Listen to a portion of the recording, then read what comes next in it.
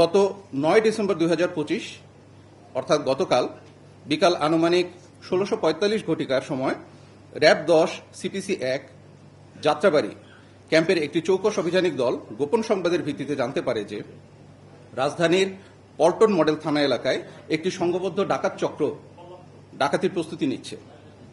ডাকাত দলের সদস্যদের গতিবিধি সন্দেহজনক হলে তাদের মাইক্রোবাসটি আভিযানিক দলটি পল্টন মডেল থানা ভিআইপি রোড এলাকার থামিয়ে চ্যালেঞ্জ করে এবং মাইক্রোবাসে থাকা ৬ জন ব্যক্তি নিজেদেরকে র্যাব পরিচয় প্রদান করে। এ সময় নিজেদের র্যাব সদস্য পরিচয় দিলেও পরিচয়পত্র যাচাই করে সেগুলো ভুয়া বলে প্রমাণিত হয়। পরবর্তীতে তাদের আটক করে মাইক্রোবাসটি তল্লাশি করা হলে র্যাব লেখা 4টি কোটি, 4টি হ্যান্ডকাপ, র্যাবের ভুয়া আইডি কার্ড 5টি,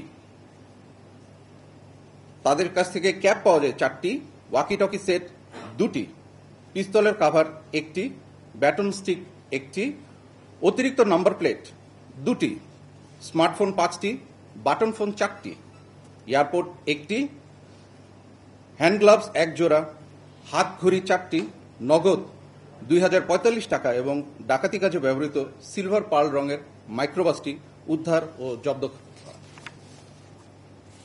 গ্রেপ্তারকৃত আসামিদের প্রাথমিক জিজ্ঞাসাবাদে জানা যায় যে শহীদ মাঝি, মামুন ও মিজানের পরিকল্পনা মতে আসামি মোহাম্মদ জুয়েল বিশ্বাস, মোহাম্মদ আলামিন দুয়ারি পূর্বেও র্যাব সহ আইন শৃঙ্খলা বাহিনীর পরিচয় দিয়ে দেশের বিভিন্ন স্থানে আসামি মোহাম্মদ আবুল কালাম আজাদের চালিত মাইক্রোবাস ব্যবহার করে ডাকাতি ও দস্যুতা করে আসছে। গত ৯ ডিসেম্বর ২০২৫ তারিখ দুপুরে আনুমানিক ১৪০০ ঘটিকার সময় শহীদ মাঝি ও মামুন ফোন করে রাজধানীর পল্টনস্থ আনন্দ ভবনের সামনে বর্ণিত আসামিদের একত্রিত করে এবং মিজানের কথা মতো আসামি মোহাম্মদ আবুল কালাম আজাদ একটি মাইক্রোবাস নিয়ে আসে।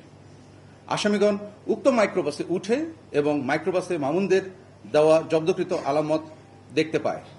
পরবর্তীতে আসামিগণ মাইক্রোবাসে উঠে নারায়ণগঞ্জের সোনারগাঁও এলাকায় ডাকাতি করার পরিকল্পনা করে। গ্রেফতারকৃত আসামি মোহাম্মদ জুয়েল বিশ্বাসের বিরুদ্ধে ডাকাতি সহ মোট 15টি মামলা রয়েছে। আলামিন দুয়ারি দীপু এর বিরুদ্ধে ডাকাতি ও অস্ত্র আইনের মামলা সহ মোট 15টি মামলা রয়েছে। সাজ্জাদ হোসেনের বিরুদ্ধে ডাকাতি সহ আরও বিভিন্ন ধরনের মামলায় মোট 6টি মামলা রয়েছে। আবুল কালাম আজাদের বিরুদ্ধে ডাকাতি ও মাদক মোট 6টি মামলা এবং বোরহান মিয়ার বিরুদ্ধে মাদক আইনের মোট 4টি মামলা রয়েছে। উল্লেখ্য যে আসামি মোহাম্মদ জুয়েল বিশ্বাস মুন্সিগঞ্জের শ্রীনগরে ডিবি পুলিশ পরিচয় 16 লক্ষ টাকা ডাকাতি করে এবং উক্ত মামলায় সে গ্রেফতার হয়। এছাড়াও রাজধানীর পল্টন থেকে ডিবি পুলিশ পরিচয় দিয়ে একজনকে অপহরণ করে নিয়ে গিয়ে ডাকাতি করে, যার ফলে ডিএমভি ঢাকার পল্টন মডেল থানায় একটি মামলা হয়, যার মামলা নম্বর হচ্ছে 43, তারিখ 23/3/2025। গ্রেফতারকৃত জুয়েল বিশ্বাস চক্রটির নেতৃত্ব দিত। সে নতুন সদস্যদের চাকরির প্রলোভন দেখিয়ে এই ডাকাত দলের সাথে সংযুক্ত করত এবং ডাকাতিতে অংশ নিতে বাধ্য করত। গ্রেফতারকৃত জুয়েল বিশ্বাস গত 27 নভেম্বর 2025 তারিখে ও সাজ্জাদ হোসেন গত 29 নভেম্বর 2025 তারিখে এবং আবুল কালাম আজাদ গত 2 বছর পূর্বে জেল থেকে জামিনে বের হয় এবং তারা আবার একই কাজে লিপ্ত হয়। এবার আসে গতকালকের দ্বিতীয় ঘটনায়। গত 9 ডিসেম্বর 2025 তারিখে দুপুর আনুমানিক 1500 ঘটিকার সময় রাজধানীর লালবাগ থানাধীন শহীদনগর 2 নম্বর গলিতে তুচ্ছ ঘটনাকে কেন্দ্র করে কারখানার কর্মচারী মোহাম্মদ হোসেনকে হত্যা করা হয়। উক্ত ঘটনাটি বিভিন্ন প্রিন্ট ও ইলেকট্রনিক মিডিয়া প্রচারিত হলে এলাকায় ব্যাপক চাঞ্চল্যের সৃষ্টি হয়। উক্ত ঘটনার সাথে জড়িত আসামিদের গ্রেফতারের লক্ষ্যে র্যাব গোয়েন্দার নজরদারি বৃদ্ধি করে। এরই ধারাবাহিকতায় গত 9 ডিসেম্বর 2025 তারিখ সন্ধ্যা আনুমানিক 1810 ঘটিকার সময় র্যাব 10-এর একটি চৌকস আভিযানিক দল লালবাগ থানা পুলিশের সহযোগিতায় ঢাকার কেরানীগঞ্জ মডেল থানাধীন খোলামোড়া এলাকায় বিশেষ অভিযান পরিচালনা করে। রাজধানীর লালবাগ থানার শহীদনগর এলাকায় কারখানা কর্মচারী মোহাম্মদ হোসেন 25 এর চাঞ্চল্যকর হত্যাকাণ্ডের মূল আসামি আবিরকে 4 ঘন্টার মধ্যে গ্রেফতার করতে সক্ষম হয়। প্রাথমিক অনুসন্ধানে জানা যায় যে ঘটনার সূত্রপাত হয় তার আগের রাত অর্থাৎ 8 ডিসেম্বর 2025 তারিখে শহীদনগরস্থ 2 নম্বর গলি দিয়ে ভিকটিম মোহাম্মদ হোসেন তার বন্ধু নীরব যাওয়ার সময় স্থানীয় আবির নীরবদের হাতে থাকা লোহার পাইপটা চেয়ে বসে।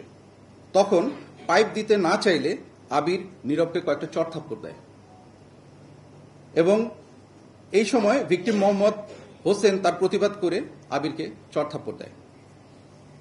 পরে স্থানীয়ভাবে বিষয়টি মীমাংসা হলেও পরদিন দুপুরে প্রতিশোধ নেওয়ার উদ্দেশ্যে আসামি আবির ভিকটিম মোহাম্মদকে ছুরিকাঘাত করে হত্যা করে।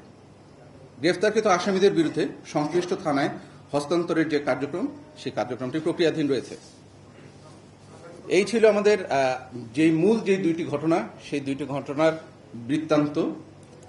আপনারা দেখতে পাচ্ছেন যে রাজধানী ঢাকা সহ দেশের বিভিন্ন জায়গায় এই ধরনের বিচ্ছিন্ন ঘটনাগুলো যেগুলো ঘটছে এগুলোর বিরুদ্ধে র্যাবের অভিযান, র্যাবের যে আভিযানিক দল, র্যাবের 15টি ব্যাটালিয়ন এবং র্যাবের গোয়েন্দা কার্যক্রম সার্বক্ষণিকভাবে চলমান রয়েছে। আমরা দৃঢ়কণ্ঠে বলতে চাই যে কোনো একটি অপরাধকে ছোট করে দেখা হচ্ছে না বা কোনো একটি ঘটনাকে তুচ্ছ বিবেচনা করার কোনো সুযোগ নেই। যখন যেখানে যে ঘটনা ঘটছে র্যাব সর্বাত্মক প্রচেষ্টা দিয়ে চেষ্টা করে যাচ্ছে আসামিদেরকে বা অপরাধীদেরকে আইনের আওতায় নিয়ে আসার জন্য।